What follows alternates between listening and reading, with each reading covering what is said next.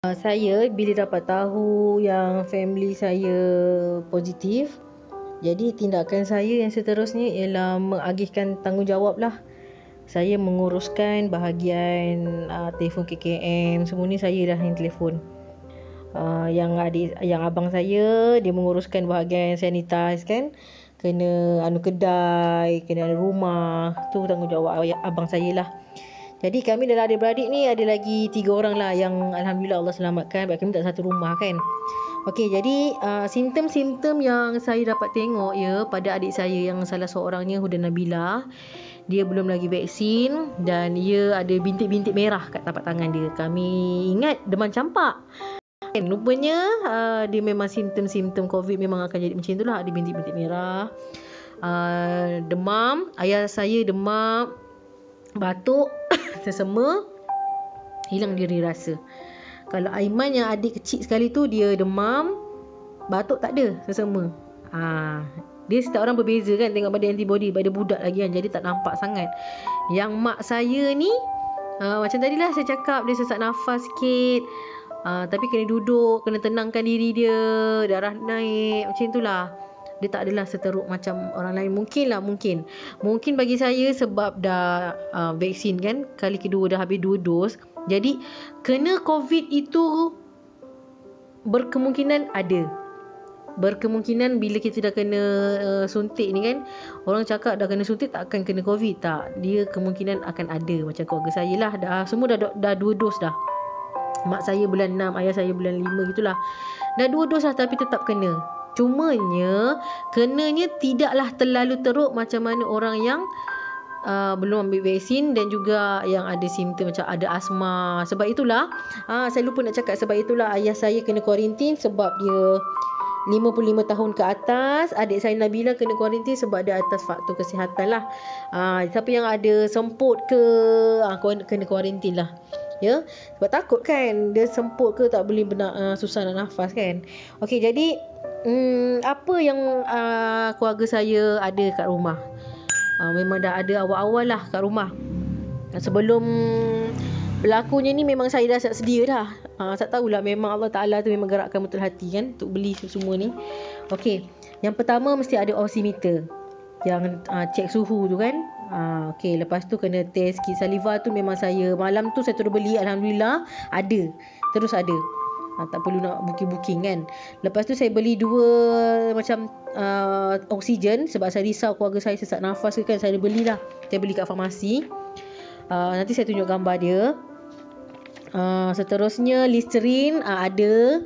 Tak kisahlah Listerine Colgate ke apa ke, yang penting tu untuk berkomoh, untuk komoh ya.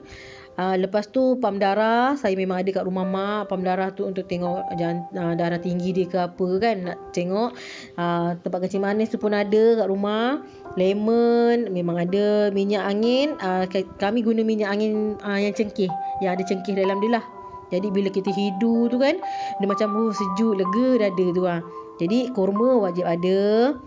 Bawang putih ni masa saya pergi tempat kuarantin ayah saya, mereka cadangkan setiap pagi tu bawang putih tu kita tumbuk hidu. Dia memang, bawang putih memang kita tahu memang banyak kelebihan kan.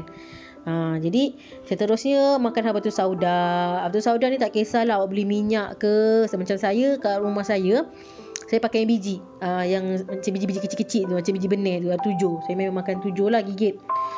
Air masak wajib minum, jangan tak minum. Air badak, macam saya keluarga memang kena ada air badak. Air badak dengan Panadol soluble. Panadol soluble ni lagi melegakan sebenarnya kan. Jadi Panadol soluble makan 2 biji setiap 6 jam. Dan awak semua kalau kena COVID tu pastikan makanlah, walaupun tak berselera, tak ada diri rasa, tetap kena makanlah ya. Jadi itu saja yang cikgu pula yang saya nak terangkan, dan saya nak bagi awak semua info lah. Kalau berlaku sesuatu kepada ahli keluarga, orang nampak macam saya punya ni simptom-simptom ni, cepat-cepatlah bertindak supaya keluarga kita boleh kita selamatkan. Sebab dia baru awal-awal kan. Jadi itu saja. Sekiranya ada saya tersalah kata, saya mohon maaf. Sebab ini semua yang berlaku depan mata saya. Saya ceritakan semula apa yang saya lakukan, apa yang saya sediakan, apa yang saya laksanakan lah. Okey, jadi segala yang baik datang daripada Allah, yang kurang datang daripada kelemahan saya, dan saya akhiri dengan Assalamualaikum warahmatullahi taala wabarakatuh, dan jaga diri semua dan bertindaklah lebih awal. Assalamualaikum. Okey, ini adalah keputusan adik saya. Kalau kita tengok pada coronavirus ni, detected maksudnya memang positif lah. Inilah maksud saya, city value. Adik saya 15. Ya. Seterusnya, ni adik saya Lokman juga, detected juga 17. Nampak kan berbelas-belas lagi. Nabiha 17. Ni mak saya 29. Awak tengok, tinggi kan? Dah hampir kepada 35. Nampak tak? Ia dah lama. Dah lama sebenarnya. Jadi bila awak dapat keputusan coronavirus awak ni daripada PCR, awak jangan tengok, oh aku ni positif. Tu je. Awak tengok sekali city value awak. Sama ada awak ni berbelas ke, dah puluh ke, awak tengok. Ya. Kalau dah puluh-puluh tu, awak punya tempoh untuk baik tu dalam masa terdekat lah. Ya. Jadi jangan lupa tengok. Itu sajalah, ini untuk city value. Awak semak awak punya tahap awak lah, city value awak punya positif ni tu. Dah tahap berapa dia punya city value dia. Jadi kalau dia berbelas lagi bawah 35, ia masih boleh berjangkit lagi lah dengan orang lain. Sebab itulah bila kita dah kena COVID, kita kena buat lagi sekali PCR. Cek semula sebelum buka gelang sebenarnya.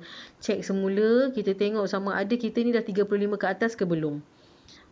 Kalau dah lah semua, tadi saya dah cerita berkenaan kisah keluarga saya, macam mana saya menangani mereka yang mana mereka positif COVID. Jadi apa yang perlu kita ada di rumah, bersiap sedia sebelum berlaku yang lebih serius. Yang pertama ialah mestilah ada oximeter, yang mana ia awak dapat mengetahui takap oksigen dalam diri awak ada berapa. Jadi pastikan ianya ialah 95 ke atas dan jangan kurang daripada 95. Kalau kurang, awak buatlah senaman sedikit ke, bangun duduk, tarik nafas. Lepas tu cek lagi, adakah 95 ke atas. Okey. Sekiranya kurang, cepat-cepat kita telefon lah 999 ataupun nombor KKM yang telah diberikan. Okey, jadinya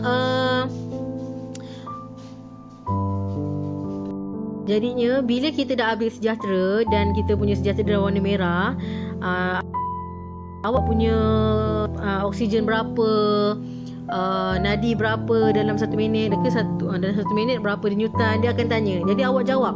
Dia akan tanya berat awak berapa, ketinggian awak berapa, semua kena jawab.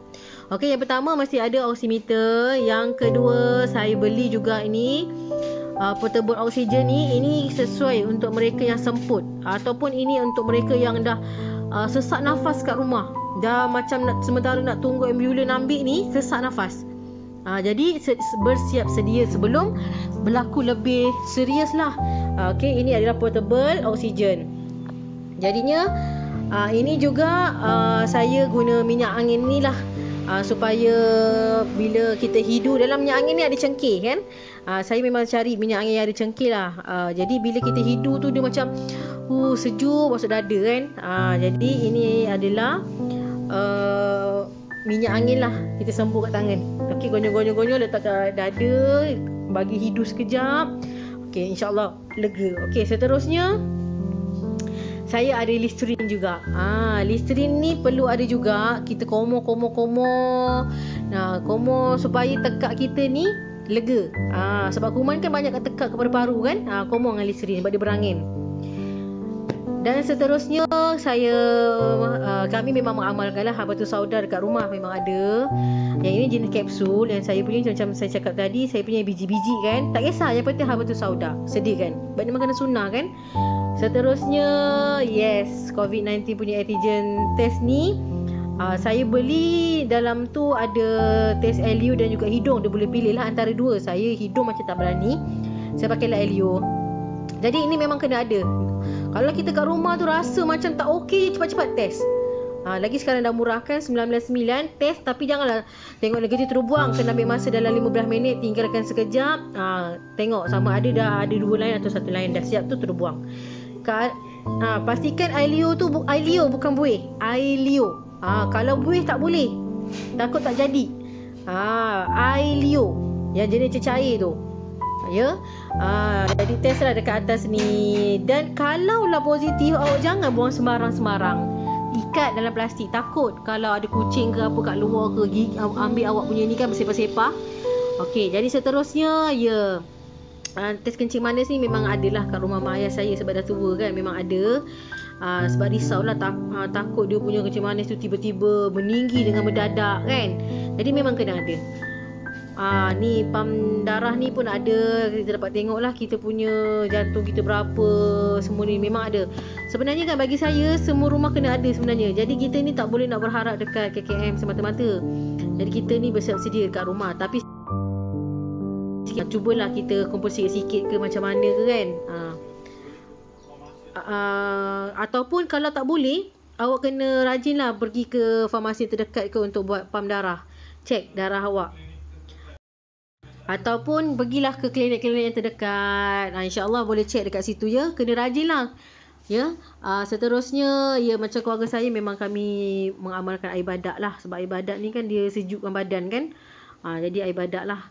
Yang tak minum tak ada masalah. Sebab ini saya cakap cara saya lah, cara keluarga saya. Okey, air masak wajib. Mesti minum. Sebab dalam air dia ada oksigen. Jadi awak minumlah air banyak-banyak insya-Allah, ya. Seterusnya lemon kena ada kat rumah. Pagi-pagi tu minum, minum dengan air panas lah atau air suam, minum setiap pagi. Lepas tu kurma sangat bagus. Jadi COVID ni tak suka benda manis. Jadi kita makan kurma. Makan setiap pagi dan juga setiap petang lah kurma. Tak kisahlah kurma apa pun, makan kurma. Lagi satu dia sunnah Nabi kan, kita ikut je. Apa yang Nabi buat kita ikut. Panadol, kami menggunakan Panadol soluble. Dia sebab sesama kan. Jadi 2 biji lah setiap 6 jam. Panadol soluble. Air kelapa ini ada yang kata tak boleh, ada yang kata boleh. Tapi macam saya tengok family saya, mereka gunalah minum. Tapi taklah kerap, tapi minum lah sebab nak bagi sejuk ke badan kan air kelapa. Awak jangan letak ais pula. Minum air kelapa memang betul air pure kelapa. Lepas tu cengkeh. Ya, cengkeh ni memang famous kan sekarang. Cengkeh ni kita buat uap lah hidung. Biar sampai ke paru-paru kan hidung. Kalau mak saya dulu mula-mula dia gigit. Dia cengkeh pedas kan. Kebas pula lidah. Jadi sekarang mak saya tukar pada cuka saya rasa, tak silap saya. Tapi cubalah, ini yang antara amalan-amalan kami. Garam pun kena ada. Garam mesti ada kat rumah kan. Jadi garam ni kita komo. Ataupun macam ustaz malam cakap, masa dia kena COVID tu, ustaz cakap dia minum lemon dengan garam lah. Memang tak sedap dia kata, tapi itu ubat. Jadi itulah, kalau tak boleh awak komo je dengan air garam. Jadi itu sahaja. Jadi itu sajalah apa persediaan yang kami ada. Memang dah sedia ada kat rumah lah sebelum berlakunya COVID-19 ni lebih parah. Jadi kita hendaklah mencegah lebih baik daripada merawat. Jadi bila sebelum lebih teruk, kita cegah sebelum sampai ke stage yang lebih teruk lah. Jadi awak semua tolong doakan saya dan keluarga saya semoga kuat. Semoga ilmu dan juga apa yang saya beri kat awak semua ini sebagai satu amalan jariah saya lah dan keluarga saya. Saya beritahu dululah sebelum apa-apa yang lebih teruk berlaku pada keluarga kita kan. Kita kan sayang keluarga kita, jadi kita buatlah sehabis baik untuk keluarga kita, insya-Allah. Okey, itu saja semua. Assalamualaikum.